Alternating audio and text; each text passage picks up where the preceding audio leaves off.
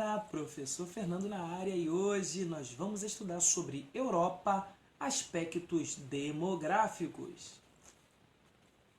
O conteúdo de hoje é bem tranquilo, fácil da gente localizar, não tem dificuldade. A gente vai falar sobre os aspectos da população europeia.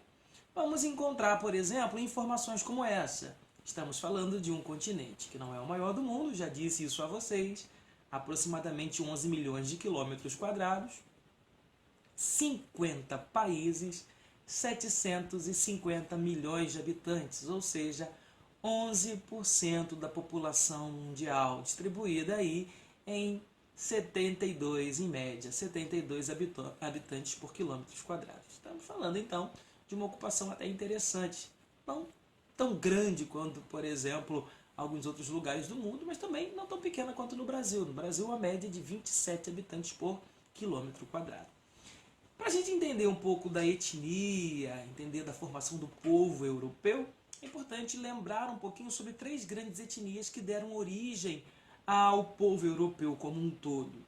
Primeiro grupo, os latinos. Nesse grupo aí estão os portugueses, espanhóis, italianos e franceses.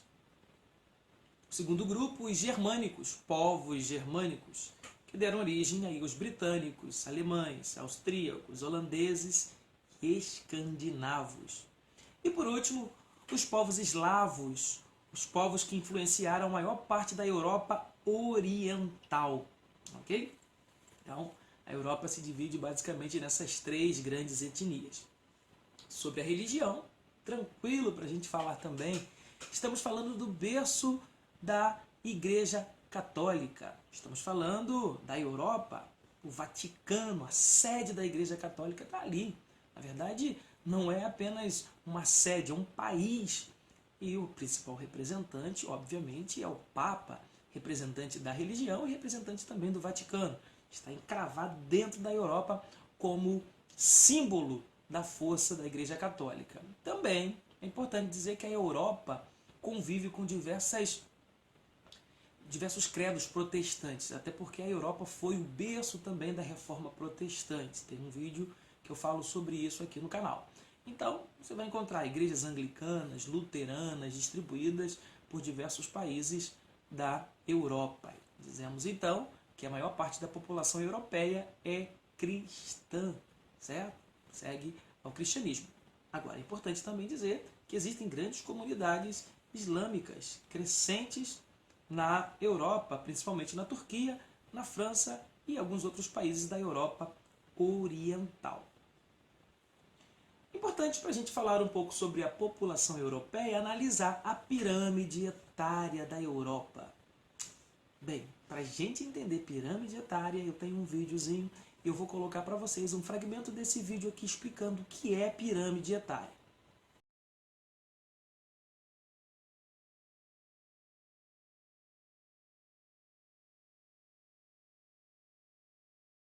Nós vamos falar agora sobre as pirâmides etárias. O que significa isso? Pirâmide etária, gente, é um gráfico que distribui 2 informações importantes. Você tem aí nesse gráfico, dá uma olhada, nessa pirâmide etária que eu estou colocando para vocês. De um lado você tem o gênero, masculino, feminino, e você também tem as informações das idades, ou seja, a população total de um país pode ser representada num gráfico como esse.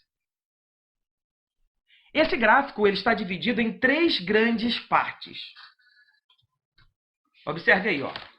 A primeira grande parte, que é o topo, a gente também pode chamar de ápice. Eu prefiro chamar de topo. É a parte superior que representa toda a população idosa, todos aqueles acima de 60 anos. Ou seja, quem tem mais de 60 anos é considerado idoso. Eles ficam nessa faixa aqui do topo. No meio, a gente vai chamar de corpo. E essa parte é a parte intermediária e representa a população adulta, que vai de 20 a 59 anos. E a base é essa parte inferior, que representa a população jovem, que vai de 0 a 19 anos. Em qual dessas faixas aí você está? Eu já estou na parte do meio, estou indo para a parte do topo. Vocês ainda estão na base, né? De 0 a 19 anos. A maior parte de vocês aí. Agora, o que a gente pode fazer em relação a esse gráfico? O que esse gráfico diz para a gente, essa chamada pirâmide etária? Muitas coisas a gente pode observar. Na verdade, a gente pode analisar a saúde, digamos assim, da população a partir desse gráfico. A gente pode analisar as características de desenvolvimento de um país a partir desse gráfico. A gente pode analisar o desenvolvimento em relação à expectativa de vida a partir desse gráfico. Como é isso? Geralmente em países subdesenvolvidos, em países em que o desenvolvimento não atingiu a todos, a base da pirâmide geralmente é alargada. Você tem muitos jovens, muitas crianças, certo?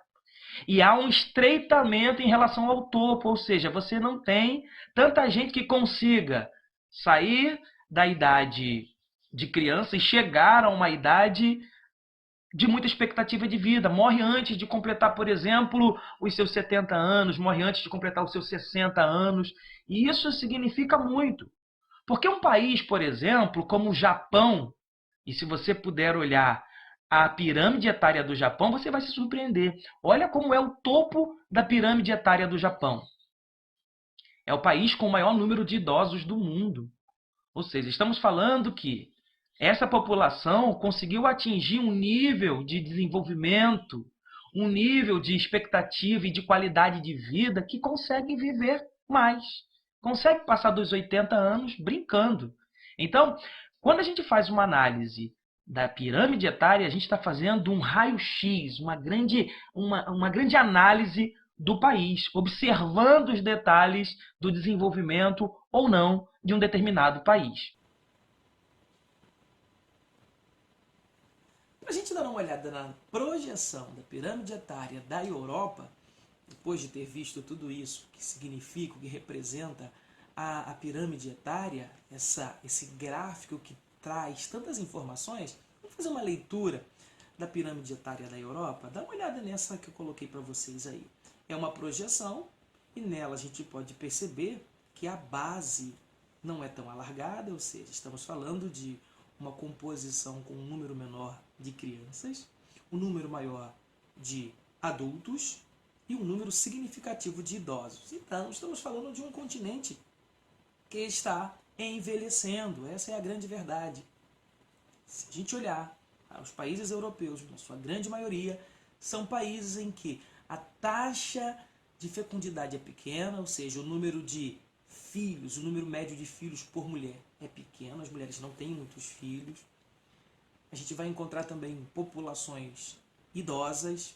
Então, essa é uma grande característica da Europa, uma grande característica demográfica da Europa.